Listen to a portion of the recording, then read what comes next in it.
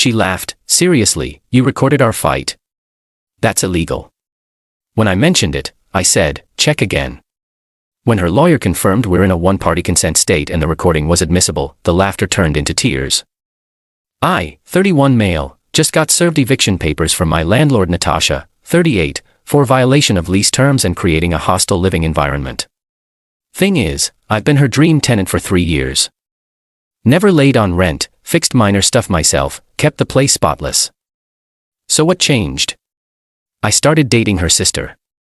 Yeah, I know how that sounds. But hear me out. I rent the bottom unit of a duplex. Natasha lives upstairs with her husband Teeth, her younger sister Valentina, 29F, and I met at a neighborhood barbecue 6 months ago. We hit it off, started dating.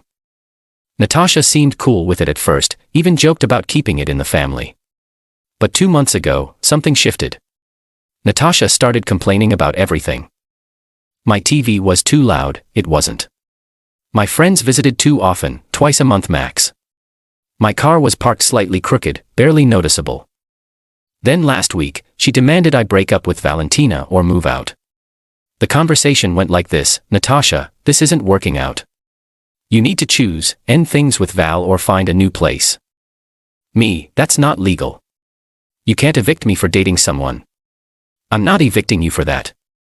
I'm evicting you for lease violations. Me, what violations? Noise complaints, unauthorized guests, damage to property. Me, none of that is true and you know it. She smirked. Prove it. It's my word against yours. I have 3 years of documentation as your landlord. Who do you think a judge will believe? That's when I pulled out my phone and stopped the recording I'd been making. See, Natasha had been getting increasingly hostile in our interaction, so I'd started recording our conversations. Not to trap her, just to protect myself. I have this entire conversation recorded, I said. She literally laughed in my face. Seriously, you recorded our fight? That's illegal.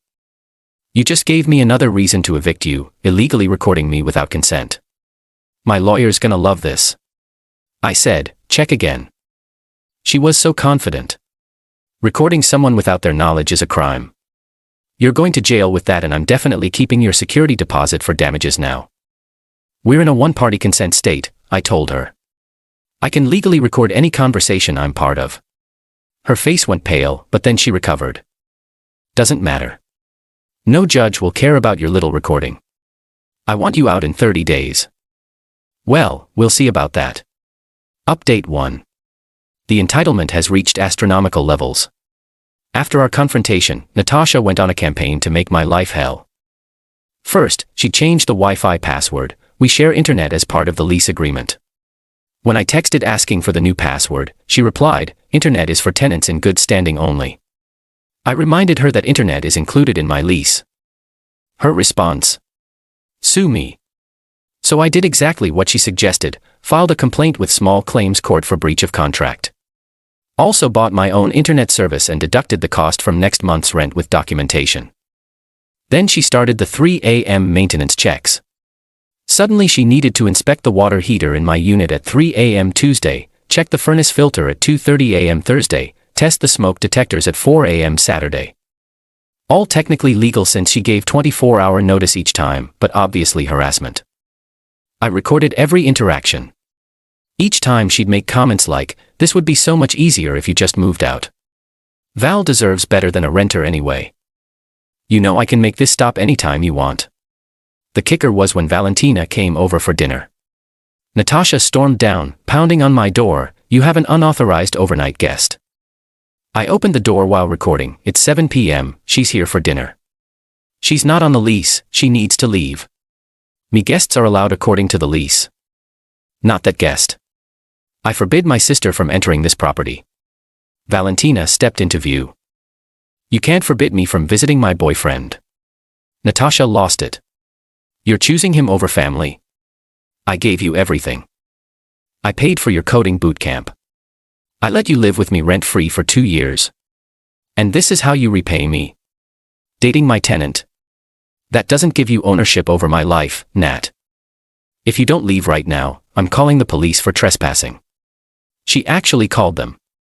2 officers showed up, listened to both sides, looked at my lease, and told Natasha that Valentina had every right to be there as my guest. Natasha screamed at them that they were taking his side because he's a man and threatened to file a complaint. The officers documented everything and left. I have their card and incident number. But that wasn't even the peak crazy.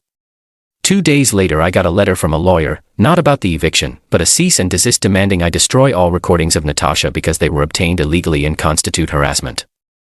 I forwarded everything to my lawyer buddy, Jerome. He laughed so hard I could hear it through the phone. She really doesn't understand one-party consent, does she? Keep recording everything. Update 2. Court date arrived faster than expected. Natasha showed up with her lawyer, looking smug. I showed up with Jerome and a folder of evidence 2 inches thick. Her lawyer opened with the eviction grounds. Noise complaints. No documentation. Unauthorized guests. Lease allows guests. Property damage. 0 evidence.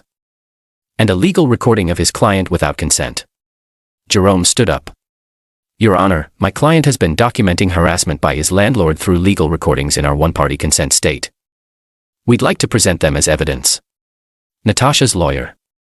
Objection. Those recordings were made without my client's knowledge. Judge. Counselor. Are you aware of our state's recording laws? The lawyer paused, whispered to then, we'd like a moment to confer with our client. You could see the exact moment Natasha's lawyer explained she'd been wrong about the recording laws. Her face went from smug to shocked to furious. She started arguing with her own lawyer right there in court. The judge reviewed my recordings, my documentation, the police report, and my lease. Then she turned to Natasha. Not only do I find no grounds for eviction, but these recordings demonstrate clear harassment and retaliation. The tenant was within his legal rights to record these conversations, and they paint a disturbing picture of landlord harassment. But here's where Natasha's entitlement went supernova. She stood up and interrupted the judge. He's dating my sister. That has to violate something. It's emotional distress. It's inappropriate. I don't feel safe with him living below me. The judge, ma'am, who your tenant dates is not grounds for eviction unless specifically stated in the lease. Is it? Well, no, but then sit down. The ruling not only was the eviction denied, but Natasha was ordered to 1. Restore internet service immediately. 2. Cease all harassment. 3. Pay me $1,800 in damages for breach of contract and harassment. 4. Limit inspections to reasonable hours with 48-hour notice.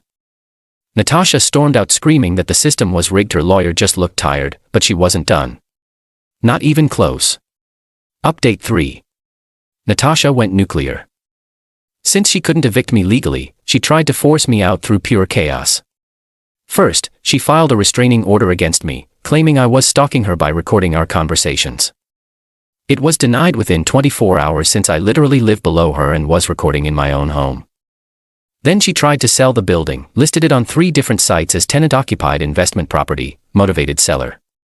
I found out when potential buyers started knocking on my door asking to see the unit. I politely informed each one that I had a lease for another 18 months and wouldn't be moving. The listing disappeared after a week. But the real insanity came when she convinced Keith to confront me. This 45-year-old accountant, who'd never said more than hey to me in 3 years, suddenly turned into a tough guy.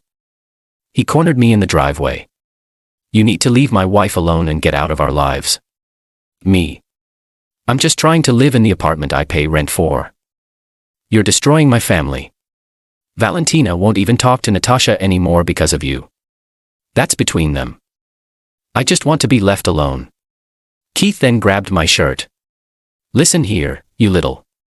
You're assaulting me. On camera, while I'm recording. He let go immediately, realizing the driveway security camera was pointed right at us. Then he said something that explained everything. You don't understand. If Valentina marries you, she'll get the inheritance instead of Natasha. Their grandmothers will says the first granddaughter to marry gets everything. Natasha was supposed to get it when she married me, but the old lady died before updating the will. It's worth over $400,000. There it was. The real reason. I called Valentina immediately. She had no idea about any inheritance clause. She called her mom, who confirmed it. Their grandmothers will have this bizarre clause about the first granddaughter to marry receiving the bulk of the estate, but since Natasha married Keith after Grandma passed, it was still up for grabs. Valentina was furious. Not about the money, about the deception. Natasha had been sabotaging every relationship Valentina had for years, always playing the protective big sister. Now we knew why. Final update, everything imploded spectacularly. Valentina confronted Natasha with the recording of Keith explaining about the inheritance. Yeah, I gave her a copy. Natasha tried to deny it, then justify it, then finally admitted she'd been protecting Valentina from gold diggers while trying to figure out a legal way to claim the inheritance herself. Their mom got involved. Turns out, she knew about the will but thought both sisters were aware. When she found out Natasha had been hiding it and sabotaging Valentina's relationships, she was livid. But here's the karma. Valentina didn't even want the money that badly. She offered to split it with Natasha 50-50 if she'd just stop the craziness. Natasha refused, demanding 80% because she was the older sister and deserved it more. While they were fighting, I was quietly documenting every continued violation of the court order. Natasha kept attempting surprise inspections, shutting off utilities for maintenance, and sending me fake violation notices. I recorded everything, kept every text, saved every email. Jerome filed a lawsuit for continued harassment, breach of quiet enjoyment, and violation of the court order. This time, we weren't playing around. We asked for serious damages and an injunction. Natasha hired a different lawyer, the first one dropped her, who tried to argue that I was provoking her by continuing to live there. The judge shut that down immediately and reviewed my new evidence. The result: $5,000 in punitive damages. $3,000 in emotional distress damages. All my legal fees covered. $4,500. A permanent injunction against any contact except written notice for legally required maintenance. Natasha had 30 days to pay. She didn't have the liquid cash. She tried to refinance the building, but with a tenant, me, having a legal judgment against her, no bank would touch it. Meanwhile, Valentina and I got engaged.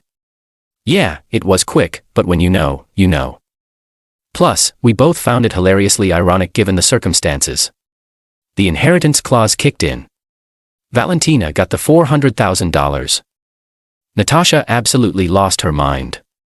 She showed up at my door, crying and screaming that we'd planned this all along and stole her birthright. I just held up my phone showing I was recording and she ran away. She tried one last desperate move, sued Valentina for the inheritance, claiming undue influence from me. The case was thrown out in preliminary hearings. The judge noted that Natasha had hidden the will's existence from Valentina for 5 years and had no standing.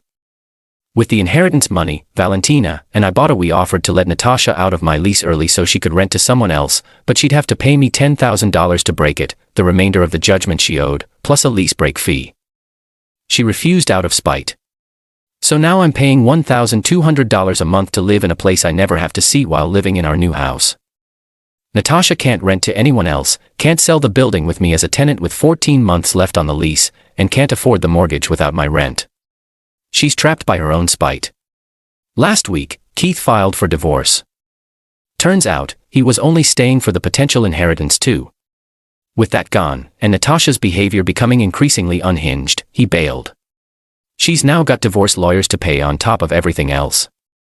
Valentina tried one more time to offer her sister an olive branch, $50,000 from the inheritance, no strings attached. Natasha's response was to call her a traitor and say she was dead to her. The recording that Natasha laughed about saying it was illegal. That recording has now been played in court 3 times, been submitted as evidence in 4 different legal proceedings, and basically destroyed her life.